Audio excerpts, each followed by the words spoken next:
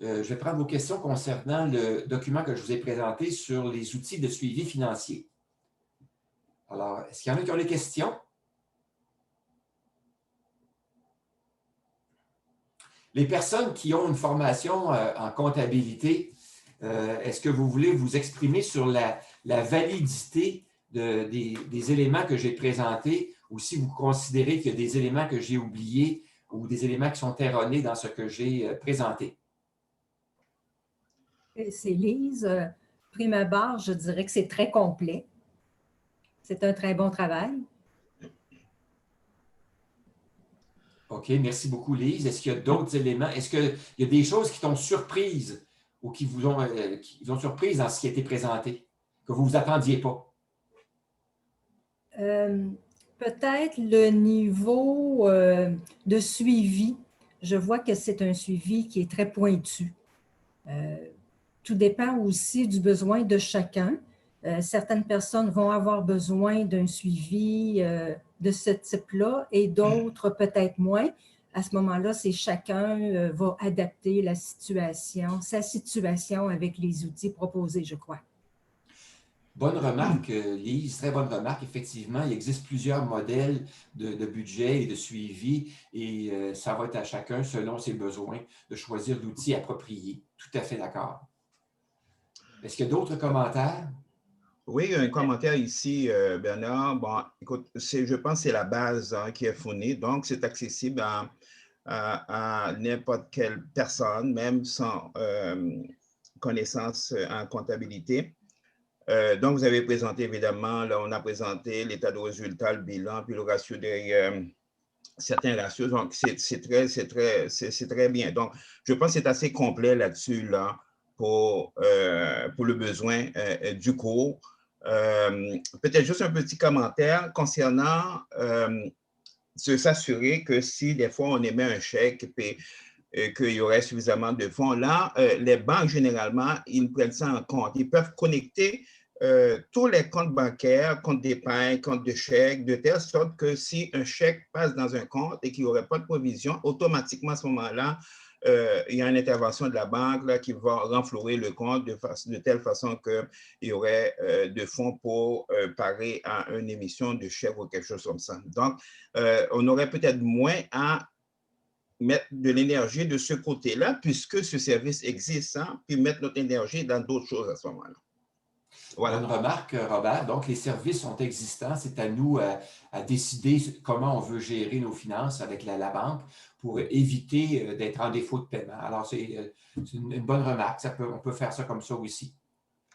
Est-ce qu'il y a d'autres commentaires ou questions? Moi, je vous dirais, Mathilde, oui. Je voudrais que je suis agréablement surprise. C'est très complet. Et je dirais, si c'est un cours qui est supposé être à Monsieur Tout-le-Monde, ben, Monsieur Tout-le-Monde va accroître ses connaissances de façon substantielle. Voilà. Merci pour ce commentaire, Mathilde. Pour les personnes qui sont moins connaissantes, qui ont moins de connaissances en comptabilité, j'aimerais avoir aussi votre point de vue parce que j'ai présenté beaucoup de choses à l'intérieur de ce diaporama-là et j'aimerais savoir si vous avez l'impression d'être complètement submergé d'informations ou si vous avez été capable de construire, au fur et à mesure que je présentais l'information, de construire les schémas correspondants dans votre tête, finalement.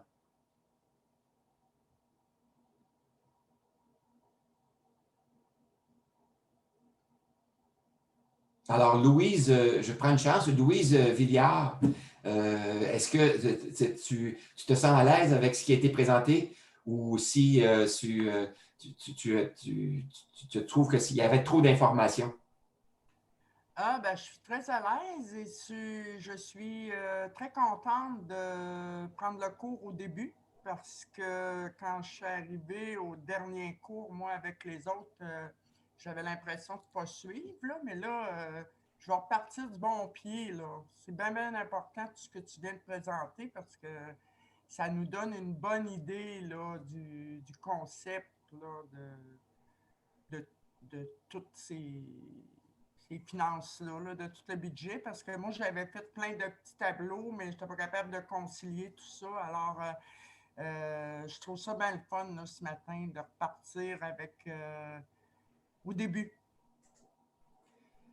Ben, merci pour ton commentaire, Louise. Je vais mettre à l'écran cette diapositive-là parce que je pense qu'elle est importante pour les personnes qui ne sont pas connaissantes en comptabilité, là, de voir cette pyramide-là ici, de voir le budget, suivi des comptes, compilation et analyse et planification financière de retraite, les 4 types d'outils. Il faut que vous sachiez que ce sont des outils dont les données sont interreliées. Alors, c'est ça qui est la beauté des outils que je vous présente, et dans la formation aussi, c'est que tout va être interrelié. Je veux vous faire comprendre les mécanismes qui lient tout ça et que vous allez être capable d'utiliser des outils et de développer votre compétence et à pouvoir faire de tout ça un ensemble qui va être cohérent et qui va vous être utile et avec lequel vous allez pouvoir développer votre confiance dans vos finances personnelles. Suzanne, j'aimerais t'entendre aussi de ton côté. Je sais que toi aussi, là, tu es tu débutes ta formation en comptabilité et que je sais que tu es très motivé à apprendre de bons outils et tout ça. Comment tu perçois cet ensemble-là? Je trouve cette présentation très éclairante. Pour moi, ça me permet de comprendre tous les enchaînements d'un exercice à l'autre, d'un type de chiffrier à l'autre, pour éventuellement être capable de boucler la boucle complètement. Oui, c'est très éclairant. Comme Louise l'a dit tout à l'heure, c'était le volet introductif qui me manquait. Alors, oui, c'est très bien. Bon, ben merci beaucoup. Alors, j'imagine que c'est la même chose pour les autres personnes. Alors, est-ce qu'il n'y a pas d'autres commentaires? J'aimerais juste vérifier s'il y a d'autres personnes qui auraient des commentaires ou des questions à poser par rapport à ce qui a été présenté dans l'ensemble de la rencontre aujourd'hui. Oui, ben peut-être moi, Joanne. Oui, Joanne. Ben honnêtement, moi, ça me fait peur. Comme quand on parle de budget, là, alors donc, je vais prendre ça, petite bouchée à la fois, des petites. Mais ça semble beaucoup, mais je pense que, ben, en fait, il y a des devoirs à faire. Hein. Je pense qu'il va y avoir entre les rencontres du temps à mettre. Je pense que pour moi, ça va être un enjeu, ça également. Est-ce qu'on peut évaluer le temps? Je sais que ça doit dépendre de chacun, là, mais quelqu'un qui est néophyte, là, qui part de zéro, est-ce que ça a déjà été estimé? Ce que je pourrais indiquer là-dessus, c'est que le temps que ça va qui va être demandé à chaque semaine va varier d'une personne à l'autre et va varier aussi d'une semaine à l'autre. Alors, il y a des semaines où vous aurez peu à faire, d'autres où vous aurez beaucoup à faire. Ce que je peux vous dire, c'est que si vous n'avez pas en main, vous n'avez pas l'habitude de colliger les données financières, bien, déjà là, c'est un apprentissage, apprendre à savoir où ces données-là se trouvent, comment on les collige, comment on les conserve et tout ça, c'est déjà un apprentissage qui est important. Alors, si vous n'avez pas cet apprentissage-là, probablement vous allez dire, bien, je vais faire cet apprentissage, puis peut-être que je vais prendre du retard, puis tout ça. Mais sachez une chose, c'est que ce qui va être bien, c'est à cause des enregistrements qui sont faits et du dossier OneDrive, vous allez pouvoir revenir a posteriori et compléter votre formation au fur et à mesure.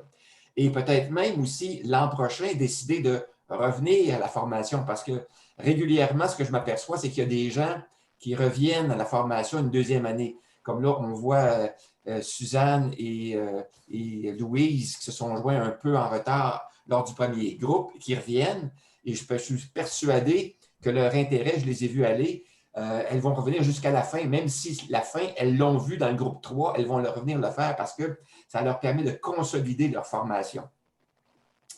Donc, il ne faut pas s'inquiéter là, si vous pensez que la charge est trop grande. Allez-y selon votre disponibilité et sachez que vous allez pouvoir revenir peut-être l'année prochaine à resuivre la même formation au besoin.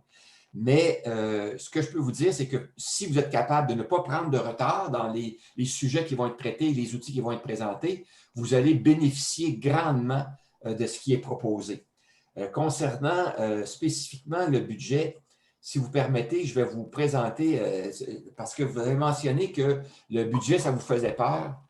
Bien, le budget, sachez que ce n'est pas difficile. Si vous êtes capable de distinguer un revenu et une dépense, on part de là. Faire la somme des revenus et la somme des dépenses, ce n'est pas plus trop difficile. On les fait pour une période donnée ou pour un projet donné. Une fois qu'on a les deux sommes, bien, on fait la différence entre les deux. Ça nous donne l'écart ou le solde qui va nous permettre de tirer des conclusions à partir de là et faire d'autres opérations. Alors, ce n'est pas quelque chose qui est très complexe quand on connaît les éléments et quand on connaît juste la mécanique ou la formule à utiliser pour joindre les éléments, les assembler ensemble. Alors, ça ne devrait pas être trop compliqué, je pense, pour le budget. Ce qui va être le plus compliqué, c'est de recueillir les informations à mettre dans le budget. Alors ça va être un petit peu plus difficile si vous n'avez pas l'habitude. Mais si vous avez l'habitude, ça va être... si vous les avez déjà compilées, vos informations, rassemblées, bien, ce ne sera pas une charge trop difficile. D'autres questions? Oui, une autre question. En fait, est-ce que les gens, on peut faire notre budget personnel, mais quand on fonctionne avec des dépenses qui sont en couple, tout ça, est-ce qu'à ce moment-là, quand on divise, un exemple simple, l'épicerie $200, ben moi, je vais mettre une dépense de 100 ou plus annuelle, là, on va annualiser, mais comment on fonctionne? Bien, justement, dans la formation de la semaine prochaine, on va traiter ça. Comment est-ce qu'on traite un budget sur une base familiale? Alors, on va traiter de ça. Alors, il y a plusieurs solutions qui existent. Je vais vous les présenter. Vous aurez un choix à faire. Donc, la question est bonne. La réflexion va devoir être faite à l'intérieur de votre couple et vous allez ensuite pouvoir prendre une décision et monter votre tenue de livre, votre suivi financier en conséquence de votre décision.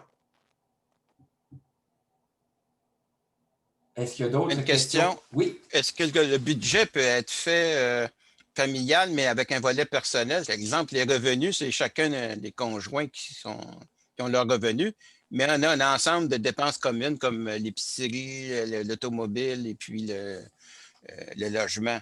Oui. Donc, est-ce qu'on peut faire une différence entre les revenus qui sont personnels pour faire notre planification, puis les dépenses communes de logement et de nourriture? Oui, la question est bonne. Vous allez pouvoir faire ça. C'est un choix que vous allez faire dans votre couple. Alors donc, moi, je vais vous indiquer les éléments que j'ai trouvés dans la documentation sur comment on fait ça. Je vais vous proposer des gabarits qui vont vous permettre de le faire. Vous allez les voir. Et c'est vous qui allez, avec la décision dans votre couple, choisir un gabarit ou l'autre et faire les ajustements au fur et à mesure que vous avez besoin. Mais préparez-vous à en discuter dans votre couple. C'est ce que je peux vous dire. Vous allez avoir les outils. Est-ce qu'il y a d'autres questions ou commentaires? J'aurais un commentaire. Oui. Là. Votre nom? Mathilde. Mathilde, oui, Mathilde. Oui, pour les gens qui pourraient être inquiets là, de suivi budgétaire, moi, j'utilise un logiciel que je trouve facile d'utilisation. Il s'agit de Mint. Évidemment, il n'y a pas toutes les caractéristiques que vous allez présenter. Là. Mais c'est à partir du compte de banque. Et en fait, ça classe les dépenses au fur et à mesure qu'ils passent dans le compte de banque.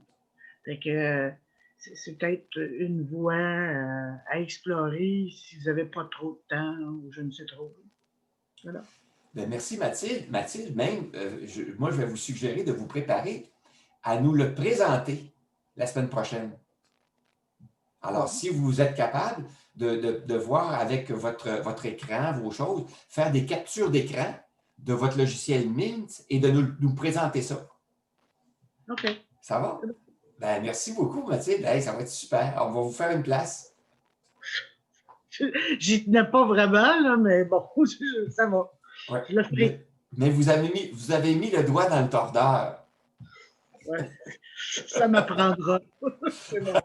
Mathilde, pensez à une chose, c'est qu'on est ici pour partager. Hein? On partage des Oui, je outils. sais. Et si vous êtes d'accord pour contribuer à la formation, ben tout le monde va être content parce que vous allez nous apprendre des choses, là. Alors, Mathilde, je vous donne un petit devoir supplémentaire de préparer des outils, des écrans avec des captures d'écran. Vous pourrez m'envoyer ça par courriel pour que je puisse les faire au fur et à mesure que vous allez parler et moi, je vais les mettre à l'écran. C'est OK, bon? c'est bon. Merci C'est bon. beaucoup, Mathilde. Hey, wow! Je suis très content. Alors, est-ce qu'il y en a d'autres qui aimeraient ça avoir des devoirs supplémentaires? Oh, je sens qu'il n'y a pas preneur.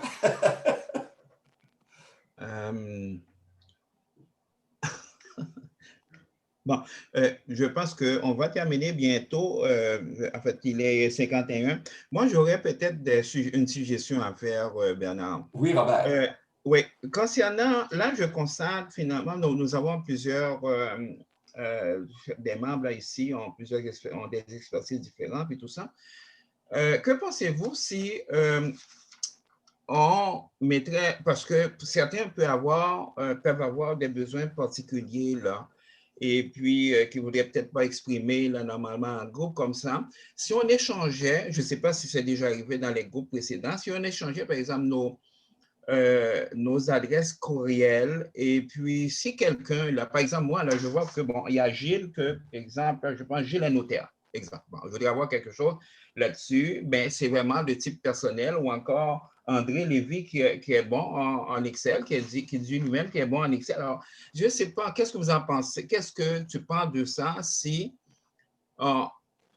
on mettrait finalement disponible là, nos adresses courriels et puis si quelqu'un a un besoin particulier, là, bien particulier, qui voudrait échanger avec quelqu'un parmi nous qui sait qu'il a la compétence là-dessus, qui pourrait l'aider. Qu'est-ce que tu en penses de ça? Qu'est-ce que tu penses de ça? Bien, on pourrait poser la question aux gens, OK. quelles sont les personnes qui sont d'accord pour qu'on puisse dresser une liste des noms et adresses de courriel des participants et la mettre disponible dans l'espace OneDrive ou que je vous l'envoie par courriel, un ou l'autre, et ça pourrait répondre aux besoins de Robert. Les personnes qui ne sont pas d'accord, à ce moment-là, moi, je pourrais retirer les noms et les adresses de courriel de cette liste-là de façon à ce qu'on respecte la confidentialité des gens. Alors, si vous voulez bien là, procéder avec les puces ou les pastilles, indiquez par oui ou par non si vous êtes d'accord pour partager votre adresse de courriel dans une liste que je pourrais vous acheminer par courriel. Alors, Juste une précision. Bernard? Oui, oui. Juste une précision, je suis notaire de formation, mais je n'ai jamais pratiqué, je n'ai pas de droit de pratique comme notaire.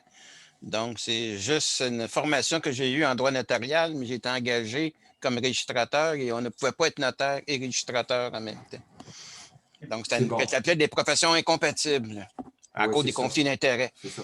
Mais tu es capable de lire et d'interpréter des textes sans problème. D'accord, excellent. Alors donc, je vois qu'actuellement, il y a beaucoup de personnes qui sont dans la liste des participants qui sont d'accord pour partager leur adresse de courriel, mais il y en a qui n'ont pas encore donné leur accord. Alors, j'aimerais que tout le monde puisse donner son accord ou pas avec une puce. Alors, donc, il y a des gens qui n'ont pas encore répondu. Il y a Mathilde qui n'a pas répondu et il y a Robert qui n'a pas répondu. Mon accord est d'emblée, là. C'est moi qui ai suggéré ça. Donc, à ce moment-là, c'est sûr que je suis disponible là pour toutes les... pour toutes sortes de questions. Donc, qui fait que je vais te l'envoyer là aussitôt que c'est possible, Bernard. OK. Donc, actuellement, il y aurait Mathilde et il y aurait Robert, Mathilde et Chantal qui ne sont pas d'accord.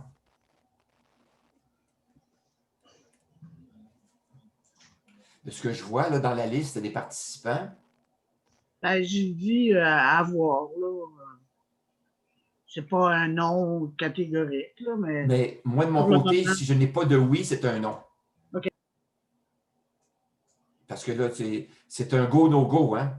C'est un go, no go. Alors, il y a aussi Sylvain et Michel Hainaut. Avec le numéro de téléphone, ça, c'est Michel.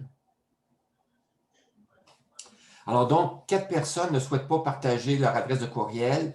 Chantal, Mathilde, Sylvain et Michel. Parfait. Les autres, ben, j'ai préparé un fichier Excel. Je m'excuse, Bernard, moi j'ai indiqué que je ne voulais pas partager. OK. Alors, Suzanne, je n'ai pas vu ton nom. Ah, il est plus bas peut-être, Suzanne, ton nom? Je ne sais pas. Je ne le vois pas. Ah, il est en haut. OK, parfait. Alors, Suzanne. D'accord, Suzanne. merci. Parfait. Alors, donc, Mathilde, Suzanne, c'est bon, Michel et Sylvain, plus Chantal. Parfait. Donc, 5 personnes qui ne souhaitent pas partager, les autres, vous partagez. OK, c'est bon. Alors, donc, je vais faire ce fichier-là, je vais le rendre disponible par courriel. Est-ce que, avant de quitter, est-ce qu'il y a d'autres personnes qui ont des commentaires ou des questions?